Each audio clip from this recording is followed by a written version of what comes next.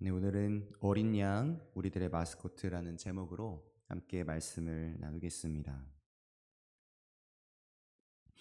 지난번 제 설교 때 요한계시록 21장 5절 말씀, 보라, 내가 만물을 새롭게 하노라라는 하나님의 선언을 통해서 요한계시록이 우리를 두렵게 만들고 우리를 두려워 떨게 만들려는 그런 우리가 무서워 떨어야 하는 책이 아니라 바로 지금 이 순간에도 하나님이 우리의 삶 속에서 만물을 새롭게 하시려는 하나님의 일하심, 하나님의 선교를 발견하게 되는 책이라는 것을 함께 나누었었습니다.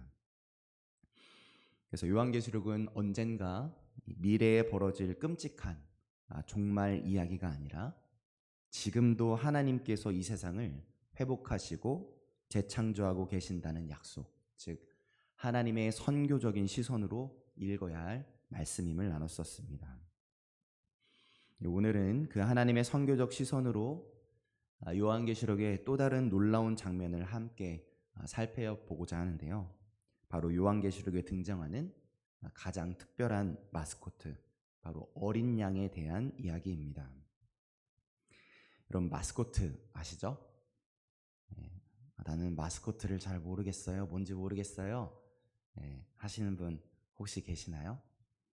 아마 헷갈리시더라도 제가 설명해 드리면 아실 거예요. 어떤 운동회나 축제나 또는 야구나 또 축구나 그런 곳에서 자기 팀을 대표하는 어떤 대표하는 그림 같은 걸 마스코트라고 합니다.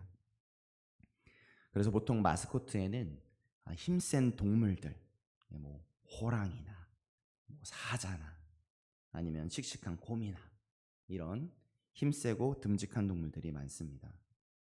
한국 야구팀에도 두산 베어스 곰이죠. 저 오른쪽에 있는 왼쪽이군요. 네, 왼쪽에 있는 게 곰이고, 그 다음 기아는 타이거스 사자입니다. 그리고 삼성은 라이온스 사자고요. 그럼 왜 이런 마스코트를 고를까요? 그건 우리는 강하다. 우리는 이길 힘이 있다. 너희들을 이길 거다. 이런 마음을 보여주고 싶어서 이런 마스코트를 선택하는 거겠죠. 그래서 자기들이 가진 이 강하고 멋진 마스코트를 자랑하고 싶어 할 겁니다. 그런데 오늘 우리가 함께 보는 이 요한계시록에는 아주 특별한 마스코트가 나옵니다. 세상의 어떤 마스코트와도 다른 우리를 좀 놀라게 할 만한 아주 신비한 마스코트죠. 오늘 우리가 읽은 요한계시록 5장 6절 말씀을 다시 보면서 그 마스코트를 한번 찾아보도록 하겠습니다. 요한계시록 5장 6절입니다. 같이 한번 읽어보도록 하겠습니다. 내가 또 보니 보좌와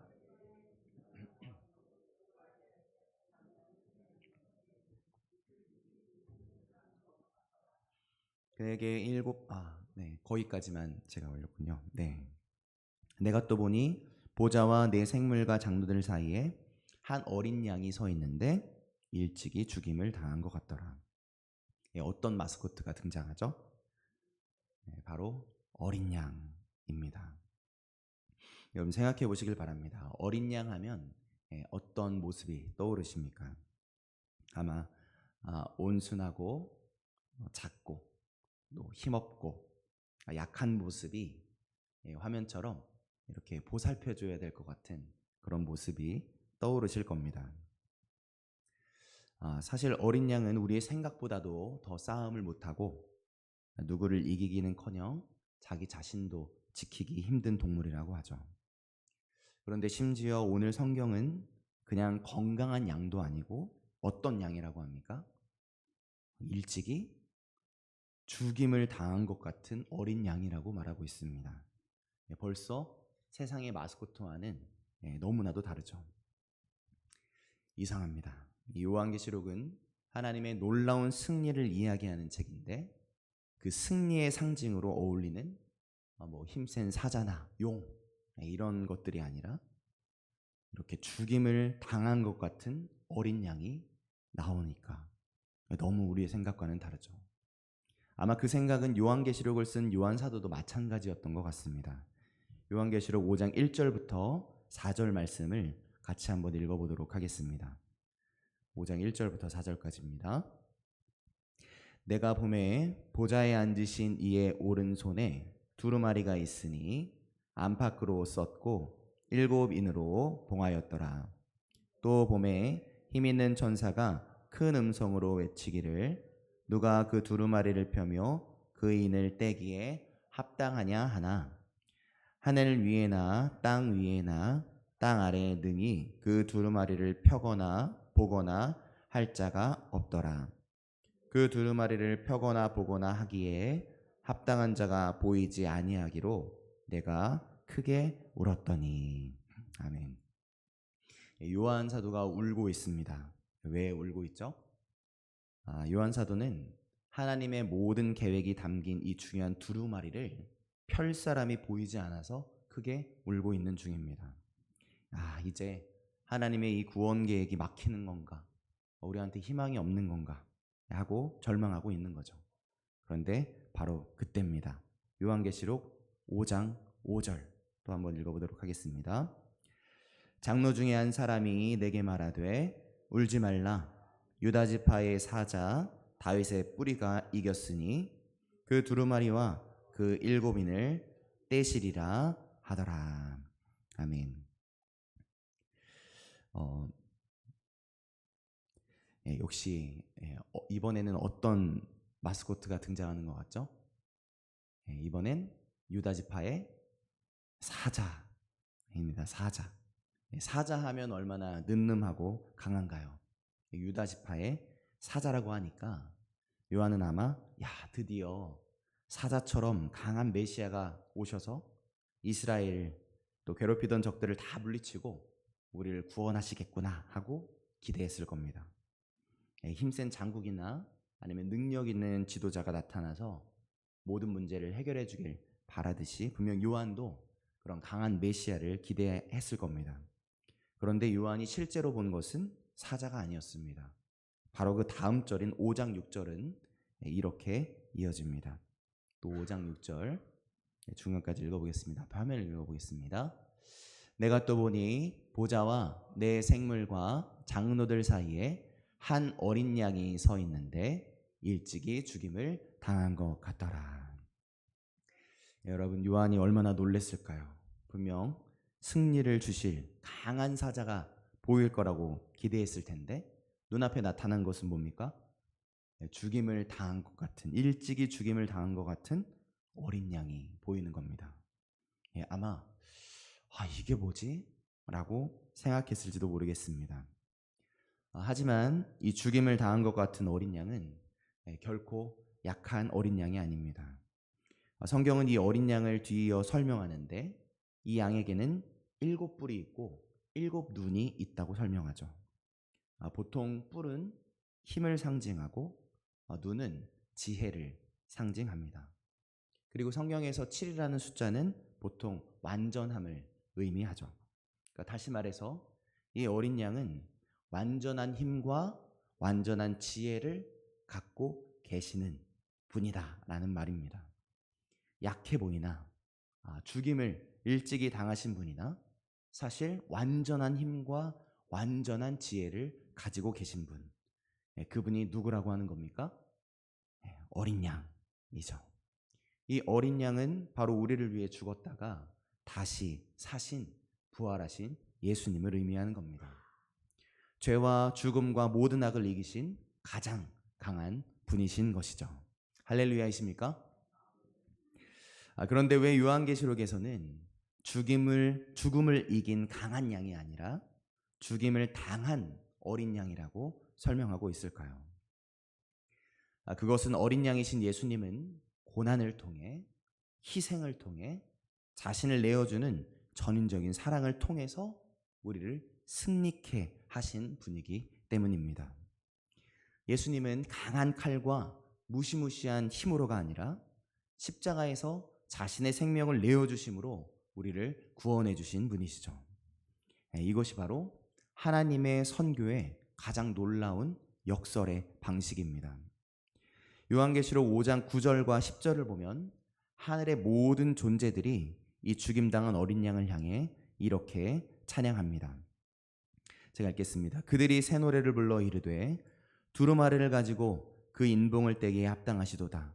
일찍이 죽임을 당하사 각 족속과 방언과 백성과 나라 가운데에서 사람들을 피로 사서 하나님께 드리시고 그들로 우리 하나님 앞에서 나라와 제사장들을 삼으셨으니 그들이 땅에서 왕노릇 하리로다 하니. 아멘. 여러분, 이 노래에서 왜 이 어린 양이 두루마리의 인봉을 떼기에 합당하다고, 다시 말해 두루마리를 펼 자격이 있다고 노래하고 있나요? 그 이유는 명확합니다. 그 이유는 이렇게 써 있죠. 일찍이 죽임을 당하사입니다. 바로 모든 족속과 방언과 나들에게 있는 그 사람들을 살리신 어린 양의 죽음 때문에 인봉을 떼기에 두루마리를 펴기에 합당하시다는 선언인 것이죠. 그분이 우리를 위해 피 흘려 죽으심으로 우리를 사망 가운데서, 죄 가운데에서 해방시켜 주셨기 때문입니다. 우리의 힘으로는 결코 갚을 수 없는 어떤 빚을 모두 대신 갚아서 그 빚으로부터 완전히 우리를 자유롭게 해주신 것이죠. 예수님께서 자신의 피로 우리의 죄의 빚을 다 갚아주신 것입니다. 세상의 많은 사람들은 힘으로, 더 큰 능력으로 라고 외치지만 우리 하나님은 사랑으로, 희생으로 라고 외치시는 것이죠. 진짜 놀라운 역설의 역사, 하나님의 일하심, 하나님의 선교, 하나님의 구원의 역사는 바로 이 하나님의 사랑과 희생을 외치신 그 자리에서 피어나게 되는 겁니다. 여러분, 그 사랑과 희생을 닮은 것이 무엇일까요?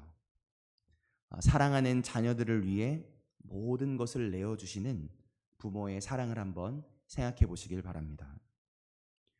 부모의 희생이 겉으로 보기에는 무모해 보이고 정말 약해 보일지 몰라도 그 부모의 희생이야말로 자식을 살려내는 가장 강력한 사랑의 힘이 되는 것이죠. 그 희생과 사랑이 한 생명을 키워내는 것입니다. 어린 양인 예수님이 바로 그렇게 우리를 사랑해 주신다는 것이죠. 가장 약해 보이나 세상의 어떤 힘보다도 강한 자신을 내어주는 그 사랑의 힘으로 우리에게 승리를 허락해 주신 것입니다. 할렐루야이십니까? 사랑하는 성도 여러분, 그렇다면 죽임당한 어린 양이신 예수님을 따르는 우리의 삶은 어떤 삶이어야겠습니까? 저번 설교 때는 우리 하나님이 단지 몇 명의 성도만 하늘나라로 데려가시는 분이 아니라 모든 민족과 열방을 회복하시려는 사랑과 선교의 하나님이시고, 또 성경은 그 하나님의 선교를 증언하는 책이고, 또 교회는 그 하나님의 선교에 부름받은 공동체라는 것을 나눴는데, 오늘 이 죽임당한 어린 양의 이야기는 바로 그 하나님의 선교적인 시선을 더욱 선명히 보여주고 있는 거죠. 우리가 어떻게 걸어내야 할지를 보여주고 계신 겁니다. 우리 만수교회도 이 자리에 모인 우리 한 사람 한 사람의 삶도 바로 그 하나님의 선교적인 시선, 우리의 마스코트이신 어린 양을 닮은 모습의 삶이어야 한다고 오늘 말씀은 우리에게 선포하고 계신 것이죠. 예수님께서 십자가 위에서 고난을 당하고 생명을 쏟아주신 것처럼 우리도 주님을 따라 사랑과 희생을 실천하는 것, 바로 그것이 하나님의 일하심, 하나님의 선교에 우리가 동참하는 길인 것입니다. 요한계시록 12장 11절에서는 이렇게 말합니다. 또 우리 형제들이 어린 양의 피와 자기들이 증언하는 말씀으로써 그를 이겼으니 그들은 죽기까지 자기들의 생명을 아끼지 아니하였도다 라고 선언합니다. 우리 형제들이 그를 이겼다고 합니다. 이 말씀은 어떻게 우리가 그를 이겼다고 선언하죠? 우리의 힘으로 싸워서 그들을 이겼다고 합니까? 그것이 아니라 어린 양이신 예수님의 피와 그의 희생과 그리고 그 어린 양이신 예수님의 말씀, 그를 증언하는 말씀, 그리고 그를 따르는 그들의 삶으로 이기게 됨을 선언하고 있는 거죠. 더 쉽게 말해서 우리가 이 땅 가운데에서 하나님의 승리를 만들고 하나님의 승리를 전해주는 방식은 힘으로 더 남들보다 높아짐으로가 아니라 희생으로 남들보다 더 낮아짐으로라는 것입니다. 때로는 손해를 보고 먼저 희생하고 스스로를 낮출 때 이 세상이 비로소 우리를 통해 하나님의 사랑을 그들의 두 눈에 보게 만든다는 것이죠. 예수를 믿는 어떤 신실한 한 자매 이야기입니다. 이 자매님은 식당에서 일을 했는데 어느 날 같이 식당에서 일하는 동료의 애인이 갑자기 세상을 떠나게 됩니다. 이 동료가 슬픔에 잠겨서 일도 제대로 못하고 계속 울면서 힘들어하는 거예요. 식당 일이 바쁘고 또 계속 로테이션이 되는지라 쉴 수도 없는 형편이었던 거죠. 이 자매님의 마음에 안타까운 마음이 들었고 그를 섬겨줘야 하는 마음이 든 겁니다. 그래서 이 자매님이 그 슬픔에 빠진 동료에게 이렇게 말합니다. 저기 이번 주는 좀 쉬세요. 제가 이번 주에 자매님 일하는 시간에도 일하겠습니다. 이게 자매님께 작은 위로가 됐으면 좋겠습니다. 라고 말합니다. 사실 이 자매님도 시간이 넉넉한 건 아니었죠. 모른 척을 할 수도 있었고 또 내가 왜 남의 일까지 해줘야 되지? 그냥 내 몫만 하면 되지. 뭐 사람이 뭐 슬플 수도 있지 뭐. 이렇게 생각할 수도 있었을 겁니다. 하지만 이 자매는 기꺼이 자신의 시간과 자신의 삶을 내어주면서 사랑을 실천하기로 선택하는 거죠. 그러니까 사실 이 자매에게도 이 자매가 품고 있던 마스코트가 있었던 겁니다. 어떤 마스코트였을까요? 그건 바로 어린 양이신 예수님이었습니다. 이 자매님의 이 섬김이 그 동료에게 얼마나 큰 위로와 힘이 되어줬을까요? 아마 정말 말 못할 큰 힘이 되었을 겁니다. 그리고 그에게 이런 마음이 들었을 것 같습니다. 야, 어떻게 저 사람은 이런 배려를, 이런 사랑을 나한테 베풀어 줄 수 있을까? 그리고 그 질문 뒤에는 감춰진 그 마스코트이신 예수님을 그가 발견하게 되었을지도 모르죠. 그렇습니다. 이것이 바로 죽임당한 어린 양의 길이죠. 세상은 더 큰 힘과 더 많은 재물로 사람들에게 인정받으라고 말합니다. 그리고 그것이 인정받는 길이라고 모두가 박수를 쳐주죠. 그런데 우리 예수님은 사랑과 희생으로 진정한 가치가 무엇인지 우리에게 보여주십니다. 우리도 어린 양이신 우리 예수님처럼 권력이나 또 물질이 아닌 사랑으로, 섬김으로, 희생으로 승리하는 삶을 살아내야 하는 것이죠. 때론 그런 삶이 실패처럼 보일 겁니다. 그러나 사랑하는 우리 성도 여러분, 우리 예수님의 이야기는 아직 끝나지 않았죠. 예수님께서는 요한계시록 마지막 부분에서 3번이나 우리에게 이렇게 약속하십니다. 요한계시록 12장 7절과 12절과 20절을 묶어왔습니다.